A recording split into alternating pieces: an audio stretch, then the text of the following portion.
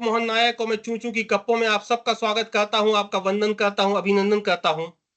आज जिस विषय पे हम सब लोग चर्चा करने के लिए आज जमा हुए हैं वो अलग तरह का एक विषय है। विषय है शादी। एक पारिवारिक संस्कार है या दिखावे के मंच। आजकल जो एक शक्ति प्रदर्शन हम देखने को मिलता है, क्या इससे मिलता क्या है, इससे हासिल क्या होता है, इसकी वजह क्या है? सोशलॉजी वाले कहते हैं कि ये मानसिक एक ऐसी चीज है कि आप इसको में अपना रुतबा दिखाने की कोशिश करते हैं, स्टेटस सिंबल है। साइकोलॉजिस्ट कहते हैं कि ये मनोविज्ञान है, जहां आप अपनी सुपीरियरिटी कॉम्प्लेक्स शो करना चाहते हैं। अलग अलग तरह के लोग अलग अलग बातें करते हैं। और वे लोग जो आध्यात्मिक की कथा करते हैं, वे लोग जो अपने आप को संत कहते हैं, वे भी जब अपने घर में शादियां करते हैं तो 5 स्टार होटल में शादियां करते हैं और अच्छे अच्छे गेस्ट बुलाते हैं। तो इन तमाम चीजों पर चर्चा करने के लिए आप लोगों का मैं धन्यवाद करता हूं, आभार जताता हूं। और मैं आज की चर्चा सबसे पहले देवदत्त जी दुबे से शुरू करता हूं, जो इस देश के जाने माने और वरिष्ठ पत्रकार हैं। देवदत्त जी, हम लोग समझना चाहते हैं कि शादी का मसला क्या है। पहले शादी का मसला व्यक्तिगत होता था, पारिवारिक होता था। अब इसमें कोशिश की जाती है कि इसमें ज्यादा से ज्यादा लोग आए, ज्यादा से ज्यादा पैसा खर्च हो। ये एक इवेंट जैसा बन गया है। आप इसको किस तरह से देखते हैं, देवदत्त जी दुबे? आपका माइक बंद है दुबे जी। पहले जब शादियां होती थी तो वो 7 जन्म का साथ वाली शादियां होती थी, बहुत कम खर्चे में होती थी। और आज जितने खर्चे में शादी हो रही है तो 7 महीने भी नहीं टिक पा रही अधिकांश शादियां। ये समाज को अंतर समझना पड़ेगा। एक तरह से एक अपनी प्रतिष्ठा दिखाने, अपना स्टेटस सिंबल बनाने बहुत महंगी खर्च शादियां कर रहे हैं। जिसके पास जितना पैसा है उससे ज्यादा में वो शादियां कर रहे हैं, क्योंकि उनको दिखाना है कि हम इतना अच्छा कर सकते हैं। कोई होटल में 2 स्टार में कर रहा है तो कोई 5 स्टार में कर रहा है। इससे प्रतिस्पर्धा बढ़ रही, होड़ बढ़ रही। वो लोग जो मध्यम वर्गीय वो परेशान हो जाते हैं, क्योंकि उनको भी परिवार में फिर चर्चा होती कि हमें भी ऐसी शादी करना है। शादी पहले जो होती थी वो बड़ी ऐसे माहौल में होती थी कि संबंधों पे जो गुण मिलान जो अपन कहते हैं उसको, उस पे। आजकल तो वो सब चीजें बदल गई। तो शादी वाकई में यदि इन चीजों से स्थायी होती हो, आप अंतर समझ लिए। पहले जो शादियां थी वो कितने अभाव में भी सब चीजों में वो चलते थे, मरने जीने का साथ होता था।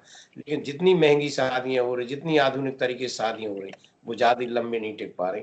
तो आपका ये जो जवाब देने के लिए शिखा जी बैठी हैं, जो इवेंट मैनेजर है, वो आपका जवाब देंगी जब उनकी बारी आएगी। तो राहुल भाई जी, ये मनोविज्ञान है या मनोवैज्ञानिक विकृति? आप इसको बीमारी के रूप में देखते हैं या सिर्फ एक बिहेवियर के रूप में देखते हैं, राहुल भाई जी?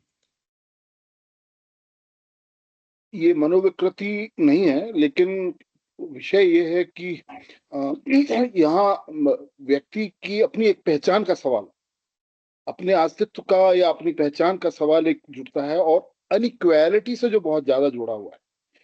जो असमानता है उसमें उसकी अपनी अपनी एक पहचान, और इसके साथ साथ उसके अंदर एक स्टेट। राहुल जी का फ्रेम फ्रीज हो गया है, तो मैं आपके पास वापस आऊंगा।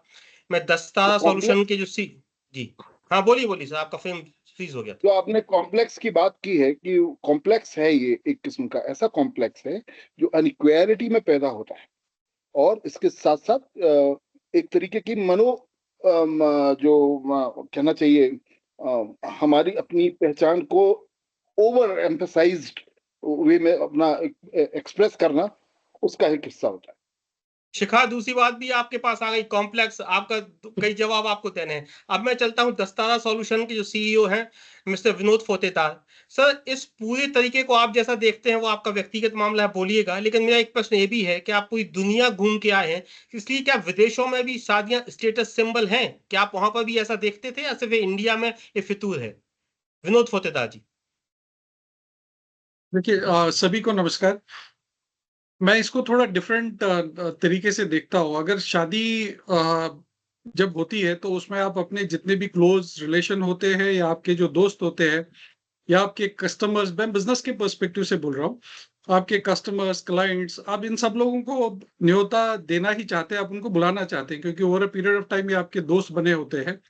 तो इसलिए आपको ये दिखेगा कि जैसे अभी अंबानी साहब ने शादी की थी, तो उसका एक पर्सपेक्टिव, बहुत लोगों ने उसका नेगेटिविटी काफी बोली उसको, लेकिन अपन मेरे को नाम बड़ा ना लें अच्छा, किसी का, जनरल बात करें जी।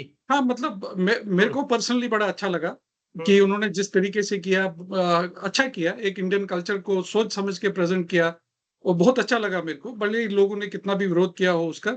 लेकिन दूसरी बात जो इसमें क्योंकि आपको अपना सक्सेस फैक्टर जो होता है, जब आप सक्सेसफुल बनते हैं तो ऑब्वियसली आपने बहुत कड़ी मुशक्कत की होती है, आपने अकेले नहीं किया होता, आपने बहुत लोगों का सहयोग लिया होता वहां तक पहुंचने के लिए। तो आप शादी के दिन उनको भूल नहीं सकते, आपको बुलाना ही पड़ता उनको।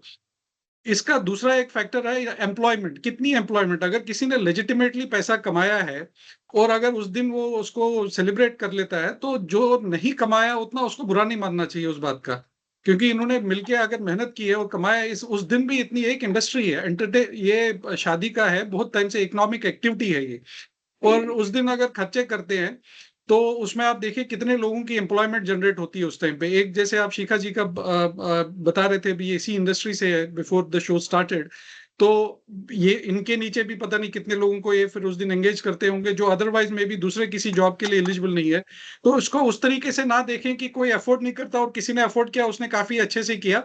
जो नहीं अफोर्ड करते हैं उनको सोचना चाहिए कि ये जो बड़ी शादियां करते हैं, उनको इतनी बड़ी शादी करने का क्या करते हैं, क्यों करते हैं, और उससे क्या फायदा आता है। बाकी जी आप सेकंड राउंड में वापस आ जाइए तो विल टॉक मोर, बिकॉज जी। सबको टाइम मिलना चाहिए। अपने साथ अभिषेक भार्गव हैं। अभिषेक भार्गव पंडित गोपाल भार्गव के बेटे हैं, जो मध्य प्रदेश में सबसे ज्यादा बार विधायक लगातार जीत रहे हैं। और उनकी जीत की 2-3 विशेषता हैं कि वो पहली बार से अगली बार ज्यादा वोट से जीतते हैं। एक बार उन्होंने ये भी प्रयोग किया था कि मैं वोट मांगने नहीं जाऊंगा, मैंने 5 साल काम किया तो आप लोग वोट देने आइए। मैं एक बात और बताता हूँ कि मैं करीब 25-26 साल पहले एक बार वहां इंटरव्यू करने गया था, तो उस समय अभिषेक बहुत छोटा था। तो मैंने उससे एक सवाल पूछा, हमने कहा कि यार तुम्हारे पिता तुम्हें समय नहीं देते हैं, तुम्हें बाजार घुमाने नहीं ले जाते, तो तुम गुस्सा तो नहीं होते? तो ये मुझसे कहने लगा, नहीं, वो मेरे पापा के साथ साथ विधायक भी हैं और मेरे अलावा उनके ऊपर पूरी विधानसभा की रिस्पॉन्सिबिलिटी है। तो मुझे लगा कि बच्चा झूठ बोल रहा है, क्योंकि इतना छोटा था जो उस समय। और इसने जिस तरह की बात कही, तो मुझे आज भी 25 साल पुरानी वो बात लगता है जैसे ये झूठ बोल रहा हो या किसी ने इसको सिखाया हो। तो आज मैं फिर से वही बात कहूंगा, अभिषेक, आज सच सच बोलना। जब सारे जी कैबिनेट मंत्रियों के बच्चों की शादियां इस जी 5 स्टार होटल्स में हो रही हैं, इतने सारे जी लोग आ रहे हैं, इतनी जी महंगी डेस्टिनेशन शादियां हो रही हैं, लाखों करोड़ जी रुपयों की शेरवानियां चल रही हैं, इतने दोस्त हैं, तुम्हारी शादी तुम्हारे पिताजी ने एक सार्वजनिक उत्सव में, जहां पे वो कहते हैं बहुत सारे बच्चों की एक साथ शादी, उसमें तुम्हारी एक शादी 1400 सामूहिक विवाह में कर दी। तुम इस बात को जी। लेके नाराज हो, गुस्सा हो अपने पिता से कि नहीं हो? फिर अगली बात करेंगे। नहीं, ना नाराज है ना गुस्सा है, गर्व है हमें उस चीज का। जिस चीज को लेकर मेरे पिताजी ने राजनीति की है, मैं आपको बता दूं कि सार्वजनिक जीवन और व्यक्तिगत जीवन एक ही है, अलग अलग नहीं है, जैसा कि अन्य लोगों के होते हैं। और ये सामूहिक विवाह सम्मेलन मेरे पिताजी के हृदय के बहुत निकट है। 2001 से उन्होंने यह प्रारंभ किया था। हमारे विधानसभा का एक गांव है छिरारी, वहां पर अनुसूचित जाति वर्ग की बेटियों के विवाह से उन्होंने यह शुरू किया था। फिर धीरे-धीरे जब हमारी सरकार बनी तो आदरणीय शिवराज जी ने उसको बहुत बेहतर तरीके से हमारे पूरे प्रदेश में उसको इम्प्लीमेंट किया, योजना की पॉलिसी बनाकर सामूहिक विवाह सम्मेलन करके, और कई सैकड़ों, हजारों, लाखों लोगों का उससे बहुत लाभ हुआ। अब बात ये आती थी कि जब हम सामूहिक विवाह सम्मेलन करते थे तो हम उसको बड़े अच्छे तरीके से करते हैं अन्य स्थानों की जगह, मतलब खाना पूर्ति के तौर पर नहीं करते थे, उसको बड़ा भव्य बनाकर करते थे। वरों का, वधुओं का, बारातियों का, घरातियों का, जिस प्रकार से एक अच्छी बारात में, अच्छी शादी में उनका स्वागत सत्कार होता है, वह सारी हम लोग किया करते थे। कई-कई बार लोग, जब हम अपने स्तर पर बात करते थे कि हम ये अच्छा काम कर रहे हैं और इतनी ज़्यादा लोगों की शादियाँ करा दी हैं, मध्यम वर्ग और उच्च वर्ग के लोगों में जब हम ये बात किया करते थे, तो अक्सर उनका ये कहना होता था कि सामूहिक विवाह सम्मेलन में गरीब परिवार के लोग शादियाँ करते हैं क्योंकि उनके पास साधन नहीं होते, उनके पास संपन्नता नहीं होती। वो शादियों का खर्चा अफ़ोर्ड नहीं कर सकते। अगर आप इसको इतना महान कार्य समझते हो, तो क्या आप अपने बच्चों का इसमें वो करेंगे क्या शादियाँ? ये किसी ने मेरे पिताजी से कहा, ये पिताजी सार्वजनिक मंचों से कई बार कह चुके थे। जब समय आया, संयोग आया, तब उन्होंने हम लोगों से ये कहा पिताजी ने, तो हमें भी खुशी हुई और सहर्ष, मतलब 1 सेकंड की भी देरी नहीं थी। मेरी तरफ से और मेरी बहन जी दोनों लोगों की शादियाँ उस सम्मेलन में से हुई थी और मेरे साथ 1400 जोड़े थे। और जैसे उनके फेरे हुए वैसे मेरे फेरे हुए, जैसी उनकी वरमाला हुई वैसी मेरी वरमाला हुई। कुछ स्पेशल, कुछ अलग से कुछ नहीं था। जैसा हमारा सामूहिक विवाह सम्मेलन होता है वैसा ही सामूहिक विवाह सम्मेलन था। चलिए हम तो यहीं के थे, हमारे बहनोई साहब जो हैं वो तो अमेरिका में इंजीनियर थे, उनकी पूरी फैमिली के लोग काफी लंबे समय से वहां रह रहे हैं। वो लोग जब यहाँ पर आए तो उन्होंने भी उस चीज को बड़ा देखा और कहा हमारे यहाँ तो इतने लोग शहर ही में नहीं है जितने लोग आपकी शादियों में सामूहिक विवाह सम्मेलन में आ गए। और कहते हुए खुशी है कि अभिषेक, एक दोस्तों का प्रेशर? अब दोस्त तो सर प्रेशर दोस्तों का प्रेशर तो रहता ही है, लेकिन वो तो क्या होता है कि एक आध दो दिन पहले उन प्रेशर को खत्म करने की तकनीकें भी अपना ली जाती हैं तो प्रेशर खत्म हो जाता है उसके। वो नहीं था, प्रेशर था दादाजी का। तो हमारे दादाजी हैं वो थे, वो उनका कहना था कि परिवार का इकलौता बेटा है, नाती है, पहला विवाह हमारे परिवार में इस पीढ़ी में होने जा रहा है और इसको ऐसे नहीं करेंगे। लेकिन जब पिताजी ने उन्हें भी समझाया तब वो भी मान गए और सहर्ष जिस दिन मेरी बारात निकासी हो रही थी तो एक अंगूठी लेकर मेरे लिए गिफ्ट देने के लिए आए थे। तो ये सारी उस समय की बड़ी सुखद यादें हैं। मैं खुद व्यक्तिगत रूप से नहीं, ये पर कह सकता आइडेंटिटी हूँ, क्राइसिस नहीं हुआ कि सारे लोगों की शादियां इतनी महंगी और अच्छी होती हैं और हमारी शादी इतने साधारण ढंग से? देखिए शुरू से हमारे परिवार में जो चलन चला है भाई साहब, तो मैं आपको बता दूं कि ये सारी चीजें हम लोग के लिए मायने नहीं रखती। शुरू से पिताजी ने जो अनुशासन बना के रखा, आर्थिक रूप से संपन्नता तो भगवान की कृपा से पूर्व से है, लेकिन जो आर्थिक अनुशासन परिवार में पिताजी ने रखा तो हमें कभी अपनी बुंदेलखंडी भाषा में कहेंगे तो गर्राने का अवसर नहीं मिल पाया उन संस्कारों के कारण से। इसीलिए चलिए अब हमें शिखा जी के इन पास सारी चलते चीजों हैं को अपन। पहले शिखा, आपसे बात कर लेंगे, फिर जितने लोगों ने तीर चलाए उनके एक एक में आपसे जवाब मांगूंगा। पहला के जो वेडिंग डेस्टिनेशन वेडिंग्स हैं जिनकी आप एक्सपर्ट मानी जाती हैं, विदेशों से लोग आपके पास शादी कराने आते हैं, देश से तो आते ही आते हैं। तो जो डेस्टिनेशन वेडिंग है, जो उसका मजा है, जो एक उत्साह है, उसको आप कैसे इनलाज करती हैं, उसको कैसे यादगार बनाती हैं, पहले बताइए, फिर जो आरोप है उन पर एक एक जवाब हम आपसे लेंगे। देखिए, मैं सबसे पहले बोलना ये चाहूँगी कि भारत में स्पेसिफिकली मैं बात करूँगी कि हमारे लिए यहाँ शादियाँ सिर्फ़ एक समारोह या इवेंट नहीं है, एक इमोशन है, जी। जो वहीं से जुड़ जाता है जब एक बेटा या बेटी घर में जन्म लेते हैं। और उसी समय से माँ-बाप संजोने लगते हैं कि कैसे उनके सपने संजोने लगते हैं कि हमें इनको बड़े होके किस तरह एजुकेशन करनी है, फिर एक अच्छी लड़की या लड़का देख के इनको सेटल करना है। तो ये एक इमोशन है जो शुरू होता है। बाकी बात जब हम करते हैं, ठीक है, हर कोई अपने हिसाब से, अपनी कैपेसिटी के हिसाब से खर्चा करते हैं, शादी करते हैं, सब है। जब हम इंटरनेशनल कपल्स को लेकर आते हैं, ऑफ कोर्स उनमें से एक इंडियन ही होते हैं, तो वो आप देखिए जब वो इंडिया आते हैं, तो वो अपने साथ जो उनका सर्कल है, वो भी लेकर आते हैं। तो हम भारत की कल्चर से, यहाँ जिस तरह से उनकी शादी होती है, सबको एक इंट्रोड्यूस कराते हैं। उन सबको एक उनका दे कैन अंडरस्टैंड, वो समझते हैं कि भारत की कल्चर कैसा है, भारत में शादी किस तरह से हो रही है। तो उसमें से ऐसे कुछ कपल्स होते हैं जो स्पेसिफिकली भारत आके फिर शादी करना चाहते हैं।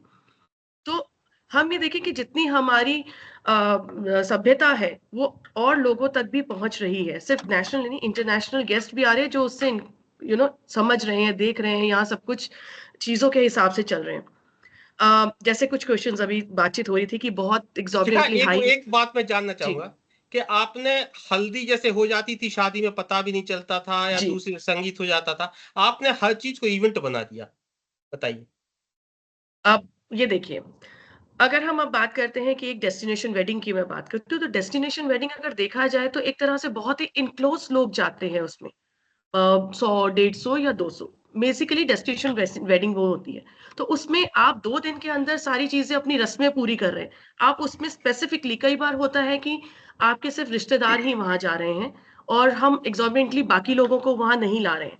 तो डेस्टिनेशन वेडिंग तो एक पूरी तरह से होता है और वो रिचुअल्स हैं। वो एक इवेंट की तरह अगर हम उसको समझेंगे, देखेंगे, वो तो अलग ग्राउंड है। मेहंदी भी हर तरह से होती है, घर में होती ही थी ना मेहंदी भी। तो वो आपकी 10 लोगों की बजाय जितने आपके लोग जा रहे हैं 50 उसमें हो गई। संगीत या शगन सेरेमनी हम कहते हैं, वो एक तरह से हो रही है, हल्दी हो रही है। तो ये सारी चीज़ें वही हैं कि सब रिचुअल्स पूरे कर रहे हैं। तेल चढ़ाना, तेल उतारना, आपके मायरा भात, ये सारी चीज़ें की जा रही हैं। बस इसका ये है कि स्टेटस सिंबल बन एक्सपेंशन। गई क्या शादी? देखिए, शादी अगर गाँव में भी होती थी, अगर हम कहें कि सरपंच के घर शादी होती थी, तो एक तरह से पूरे के पूरे गाँव को एक न्योता दिया जाता था। ये स्टेटस सिंबल से ज़्यादा हमें समझना चाहिए कि जितना आपका व्यवहार है, जिस तरह से आप लोगों से मिलते-जुलते हैं, व्यवहार है आपका, जो आपके करीब हैं, आप उन सब लोगों के साथ अपनी खुशी को शेयर करना चाहते हैं। हर किसी की डेफिनेशन अलग होगी, वो कितने लोगों को बुलाते हैं, उसमें किस तरह से अपने व्यवहार को मैनेज करना चाहते हैं। I really admire Abhishek ji का, जिस तरह से उन्होंने एक सामूहिक विवाह में जो एक किया। हम भी इस तरह के सामूहिक विवाह के जो इवेंट्स होते हैं उसको बहुत अप्रिशिएट करते हैं, जहाँ पे हम काफी आप गरीब ऑर्गेनाइज करती हैं या नहीं करती हैं? अगर आपको एक कॉन्ट्रैक्ट मिले सामूहिक विवाह करने का तो आप जी, एंजॉय मेरा करेंगी? बहुत बहुत मन है करने का, और मैं बहुत टाइम से कोशिश कर रही हूँ। अगर मुझे मेरा मौका मिलेगा स्पेशलाइजेशन अभिषेक है जी के उसमें। साथ कभी दोबारा इस तरह का कुछ वो प्लान कर रहे हो, तो 23 डेफिनेटली मैं 23 कर जुड़ना चुके अभी चाहूंगी। तक। 23 कर चुके डेफिनेटली अभी मैं तक जुड़ना सामूहिक विवाह चाहूंगी, क्योंकि करके। ये एक बहुत पुण्य का काम है। आप समझिए अभी कि 1 मई को है, आप पधारिएगा, 5000 जोड़ों के विवाह होंगे उसमें। डेफिनेटली अजय मैं जी, बिल्कुल आना आपसे चाहूंगी। हम ये जानना चाहेंगे कि क्या तमाम चकाचौंध में जो शादी की जो पवित्रता थी, जो इमोशंस थे, जो स्पिरिचुअलिटी थी, वो खत्म हो गई क्या? और एक प्रश्न और मेरा व्यक्तिगत है, जो लोग आध्यात्म की बातें करते हैं कि माया है, मोह माया है, वे लोग जब अपने घर में शादियां हो तो वे भी उतनी ही ज्यादा 5 स्टार होटल में करते हैं, उनकी कोशिश होती है कि तमाम महान बड़े बड़े लोग आए। तो ये दोनों कंट्रडिक्शन, विरोधाभास क्या है अजय जी? देखिए आलोक जी, क्या है कि आप जो पारंपरिक बात कह रहे हैं कि शादी में जो एक सांस्कृतिक या जो शास्त्रीय महत्व है, वो जिस तरीके की फ्लैम्बोयंस बढ़ेगा उसमें, वो तो कम होगा ही होगा। जैसे अभिषेक जी कह रहे थे कि आप जितने सादगी में होते हैं, आलोक जी कल्पना करो, आप घर में एक छोटा सा पूजा करते हो, मान लो सत्यनारायण भगवान की कथा ही करते हो, आप जब पंडित के साथ बैठ करके पति पत्नी और बच्चे के साथ में पूजा करते हो, आप देखो उसकी शांति क्या है। और आपने उस पूजा में शरीक होने के लिए मोहल्ले को बुला लिया, फिर अपने लोकल एमएलए को बुला लिया, एमपी को बुला लिया, और ऐसे आपकी गेस्ट लिस्ट बढ़ते जाए, तो आप कहाँ और सत्यनारायण भगवान का कथा कहाँ। एक साधारण सी इस बात से बात शुरू होती है। तो शादी की जो परंपरा रही है, वो परंपरा दो लोगों के, दो परिवारों के मिलने की रही है, दो मेल फीमेल की मिलने की रही है, और उसके बेसिस पे परिवार का यूनिट बढ़ता था। शिखा जी जो कह रही थी कि अपने हिसाब से आप अपने समाज को उसमें सम्मिलित करते हो, इसमें कोई शक नहीं, वो होना भी चाहिए।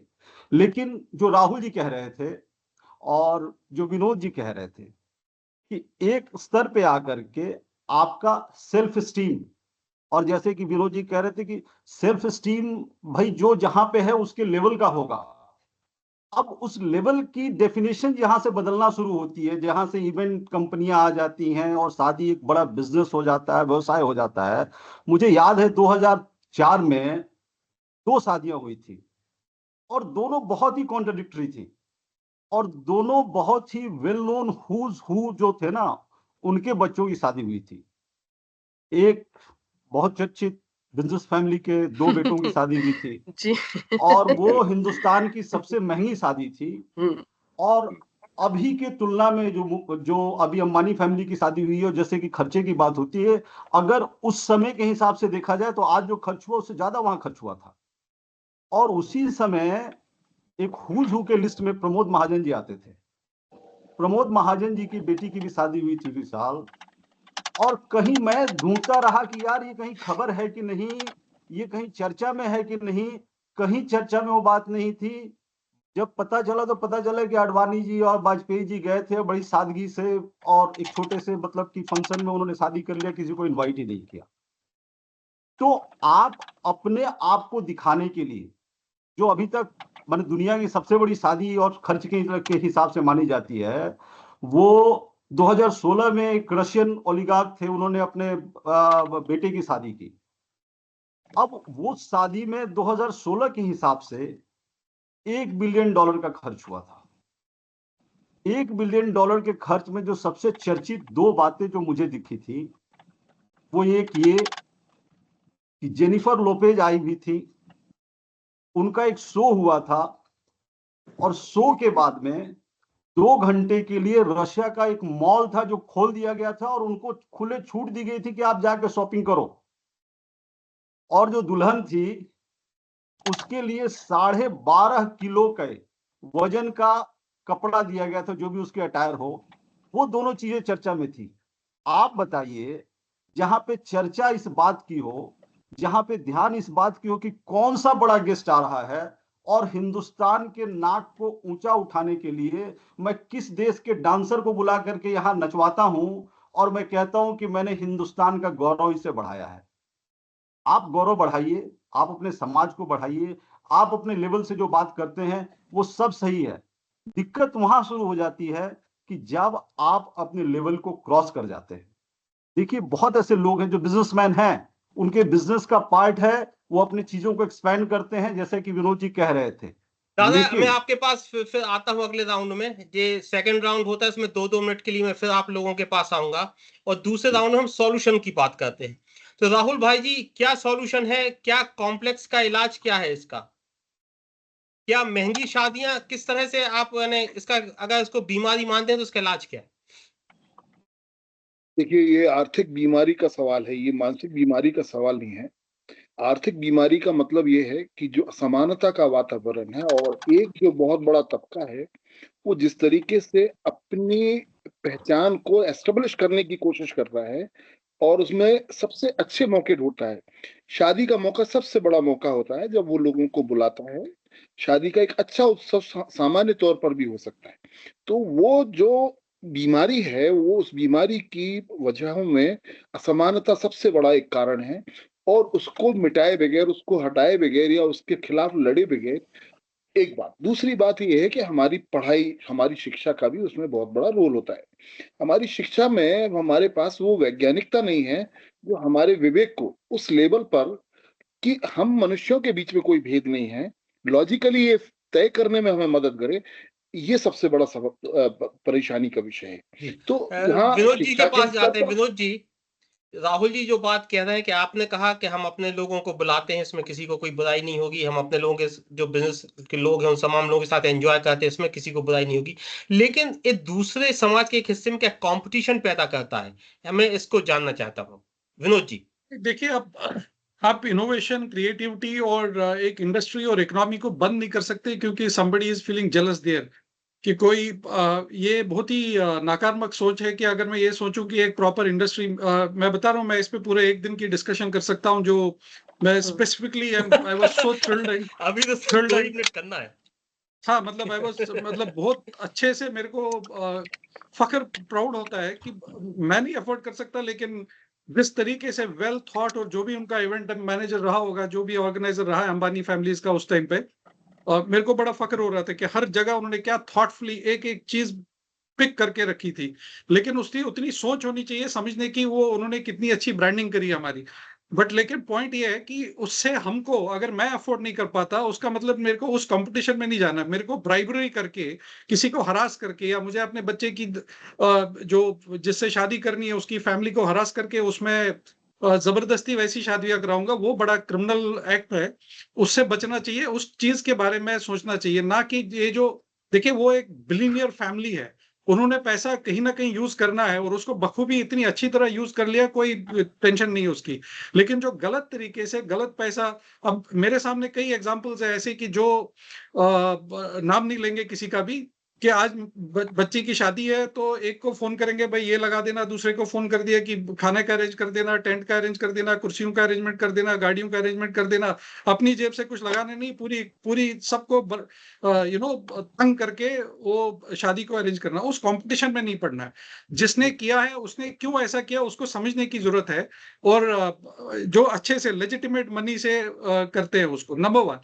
नंबर 2, जो शादियों में वेस्टेज होती है, उस वेस्टेज को रोकने का वो डिस्कशन का विषय है। उसमें जितनी अद्भुत हम लोग वेस्ट प्लांट चलाते हैं, रोज ट्रक के ट्रक भर करके ऐसे ही कूड़ा आ जाता है, जो शादियों का जो वेस्टेज होता है, वो उस पर बात करने की जरूरत है कि वो वेस्टेज आने से इतनी वो इकोनॉमिक एक्टिविटी को खराब कर देता है। उससे हमारी वेस्ट मैनेजमेंट अनवायबल हो जाती है। प्लास्टिक की बोतलें आधा पानी भर भर के हम होती है। समझ गए, आपने जो बात कही हम समझ गए। अब शिखा के पास जाते हैं। शिखा, आपसे मैं 2-3 आपसे ज्यादा सवाल इसलिए पूछ रहा हूँ क्योंकि कई बार बहुत सारी चीजें हो रही। पहली एक बात हम आपसे समझना चाहते हैं कि कल्चर इवेंट में आप इंटरेस्ट क्रिएट करने के लिए, मजा क्रिएट करने के लिए किस तरह के इवेंट शादी में करती हैं, कुछ हम लोगों को बताइए। देखिए, एक एग्जांपल देती हूँ कि बाहर से अगर लोग आ रहे हैं, हमारे फॉरेन से आ रहे हैं और वो इंट्रोड्यूस होना चाहते हैं हमारे कल्चर के साथ। मैं आपको एक एग्जांपल देती हूँ। सपोज हम राजस्थान में कर रहे हैं, तो एक इवेंट में हम राजस्थान को एक ऐसा थीम उसमें पूरा प्रेजेंट कर सकते हैं और उसके साथ साथ जो वहाँ के फोक आर्टिस्ट हैं उनको लेकर आ सकते हैं और लाते हैं हम, जो एक्चुअल राजस्थानी फोक आर्टिस्ट है, नेशनल इंटरनेशनली परफॉर्म किए, या जो बेसिक। मैं तो ये सजेस्ट करती हूँ कि जैसे जो छोटी छोटी चीजें हैं किसी भी स्टेट से रिलेटेड, हम वो इंट्रोड्यूस करते हैं। उसी तरह जो हमारे आर्टिसंस हैं, जो बुनकार हैं, उन सब की चीजें वहां आती हैं। तो जो वो एक तरह से, अगर हम बड़ी पिक्चर देखते हैं कि ये शादी इतनी महंगी थी, बट आप सर ने, जैसे विनोद जी ने बहुत एक सही बात कही थी कि उसके बाद देखिए ना लोअर लेवल पे कहाँ कहाँ तक एम्प्लॉयमेंट जाती है। Employment will go till very basic bottom, एक लेबर क्लास तक वो एम्प्लॉयमेंट चली जाती है सबको। जो अगर हम इंडियन कल्चर की बात करते हैं, सपोज हम बुनकरों की बात करते हैं, जिस तरह बनारस को इंट्रोड्यूस किया गया था उस बिग वेडिंग में, actually that was a showcase for everyone जो बाहर से आए थे उनके लिए, और वो बहुत अच्छे से उसको क्रिएट किया गया था। तो इस तरह से जब दो फैमिलीज इकट्ठी होती हैं, डिफरेंट डिफरेंट कल्चर की होती हैं, तो उनको साथ में लिया जाता है, एक आइस ब्रेकिंग की जाती है, ताकि दोनों स्टेट्स अगर अलग अलग हैं, वहां के किस तरह से हम पारंपरिक रूप से उधर के जो फोक आर्टिस्ट हैं, फोक सिंगर्स हैं, उन लोगों को यहाँ पर लाएं। अगर उनकी स्टेट में कुछ खास चीजें बनती हैं, बुनकर हैं, तो उन तरह की चीजों को हम डेकोर में यूज करें। ये सारी चीजें होती हैं। एक बात और पूछना चाहते हैं जी, क्या महंगी शादियां कम चलती हैं? मैं ये नहीं सोचती, बिल्कुल नहीं। ये दिल मिलने की बात होती है, महंगी हो सस्ती हो, आजकल हमें ये चीजों पे नहीं जाना चाहिए, क्योंकि ज्यादातर जो आजकल बच्चों का माइंडसेट हो गया है, जो एक जनरेशन का जो जनरेशन है उनका माइंडसेट हो गया है काफी, क्योंकि इतने पढ़े लिखे हैं अच्छे से, वो कहते हैं कि हम अपनी शादी का खर्च खुद उठाएंगे बिकॉज हम आत्मनिर्भर हो गए हैं, हम ये सारा बर्डन अपने माँ बाप पे क्यों डालें। एक वो वाली जनरेशन अब आ गई है। तो कई जगह होता है कि पेरेंट्स को अपनी इंट्रोडक्शन उसमें डालना होता है, बच्चों की चॉइस अलग होती है। तो एज अ प्लानर हम एक ब्रिज बनते हैं, एक सूत्रधार बनते हैं दोनों जनरेशन के बीच, उसको हम मैनेज अभिषेक करते हैं। जी, बंबई से ऑर्केस्ट्रा नहीं आई, दुनिया भर से लोग खाना बनाने नहीं आए, आपने बाहर जाके शॉपिंग नहीं करी, आपके पास बहुत अच्छा एल्बम नहीं है, बहुत जाने माने फिल्मी कलाकार, क्रिकेटर आपकी शादी में नहीं आए, इन तमाम चीजों को आप मिस करते हैं क्या?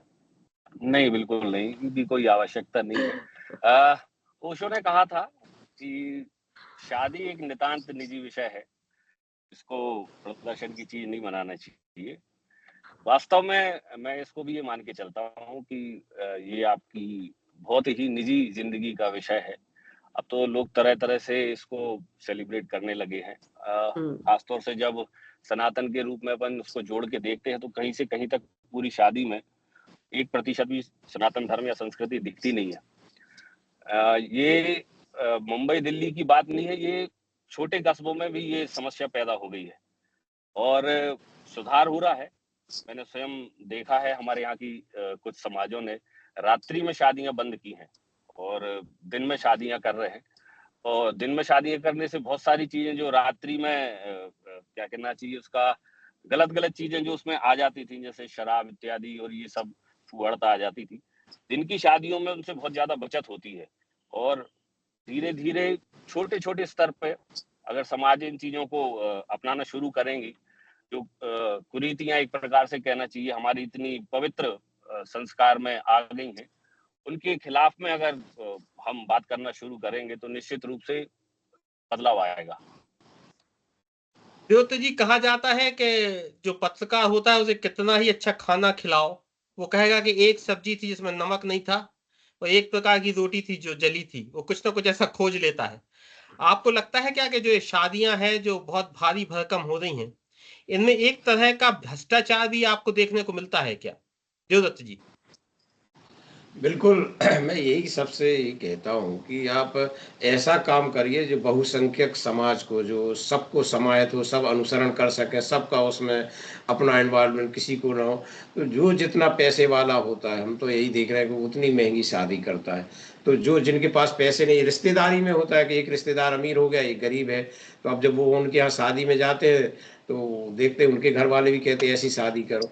तो आप जो एक आडंबर करते हैं, जो एक तरीके का पैसे का, वो कहाँ से आया? जो ईमानदारी से पैसे कमाता है वो फिर सोच समझ के खर्च भी करता है, और जो जिस तरीके पैसे आते हैं लोगों के पास, और जो बेतहाशा से जो खर्चा करते हैं, वो एक तरह से मुझे लगता है कि समाज में एक भेदभाव और एक हीन भावना कई लोगों में पैदा करते हैं। कई बच्चे तो इसलिए भी शादी नहीं करते कि हम इतनी शादी अभी कर नहीं पाएंगे जैसी हमें करना है। जैसी बहुत सारी शादी एक तो भैया वाकई आपकी में इस बात पे कोई भरोसा नहीं करेगा कि कोई शादी इसलिए नहीं कर रहा है कि पैसे नहीं है, शादी के लिए तो लोग आते रहते हैं। चलिए आपकी बात हम मान लेते हैं। हम अजय जी के पास जा रहे हैं, समय खत्म होने वाला है।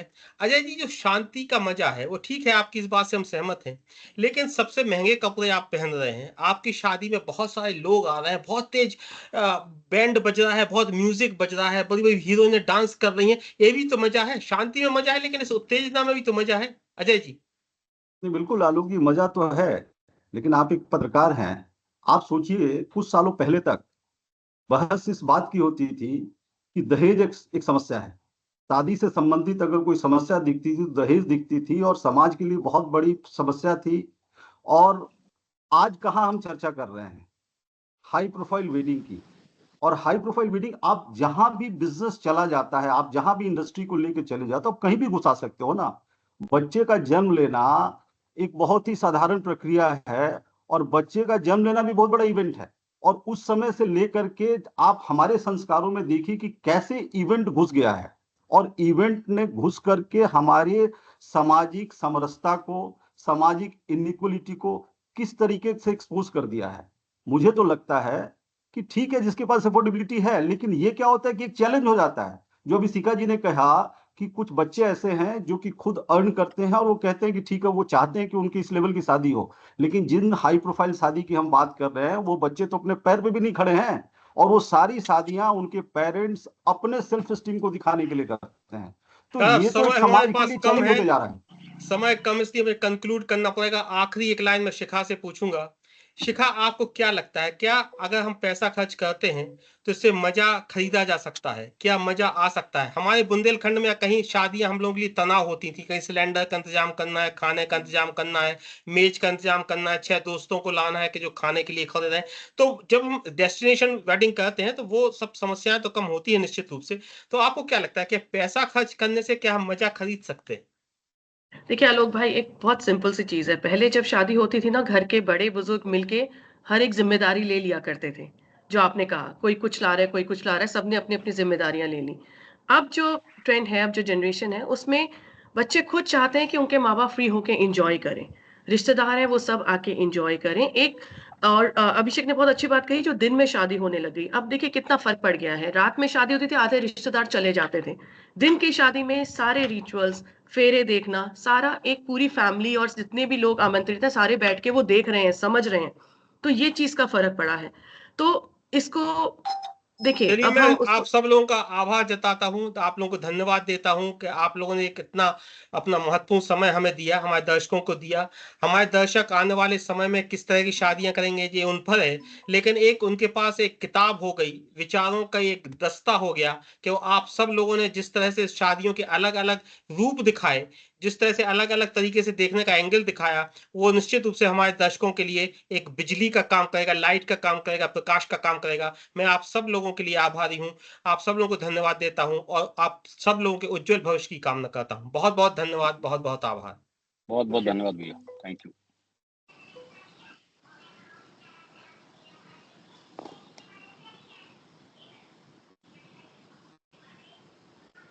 रिकॉर्डिंग चल रही है अभी?